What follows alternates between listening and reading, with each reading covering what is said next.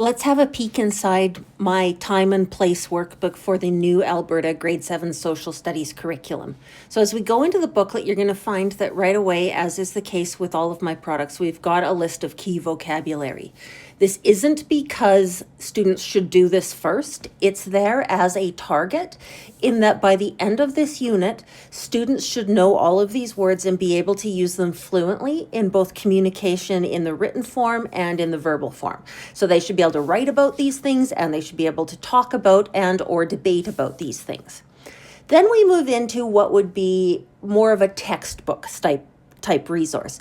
Obviously, we don't have textbooks for this pilot curriculum right now, so that's had to be built in. So you will find the booklet is divided into small segments, with each beginning with between 2 and 4 pages of reading material for students, and then followed up by some activities for students to engage in to work with the content that they are newly learning. So we've got questions, we've got activities, we've built in a handful of videos or other resources through QR codes and links. So if students working on this activity can scan the QR code or take the tiny URL link to have the resource needed to complete the mapping activity.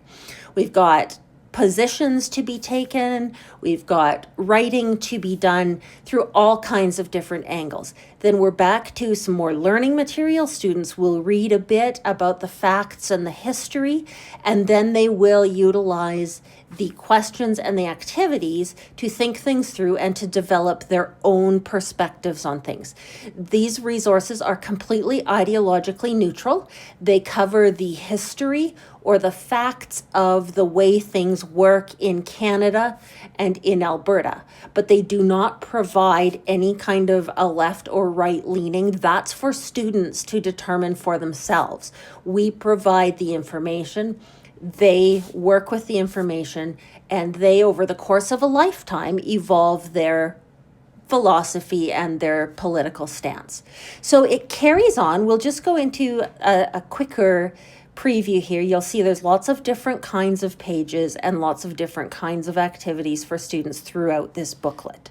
So this, for me, this is the culmination of 30 years of classroom teaching experience and my doctorate of education, which is in learning sciences. My passion is instructional design. And so to this end, I've built these resources to try and help teachers with the workload burdens that are so real in education right now.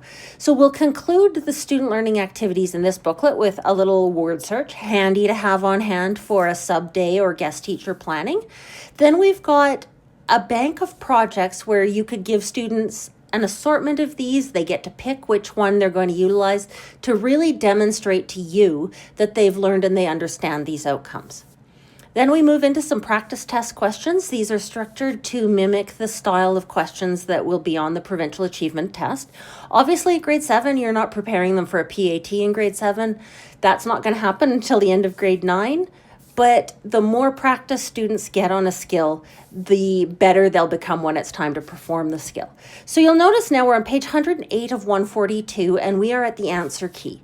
That's because the answer key is comprehensive, including rubrics for you and including explanations as to why one answer is correct as compared to another. This is a new curriculum that is heavy work for teachers, and so we've tried to help with that burden by providing thorough grading techniques, grading advice, and further support for the resources contained within this booklet. So that's your quick look at the 142 pages that we've put together for the pilot of the new Alberta Social Studies for grade 7. This booklet is the Time and Place booklet.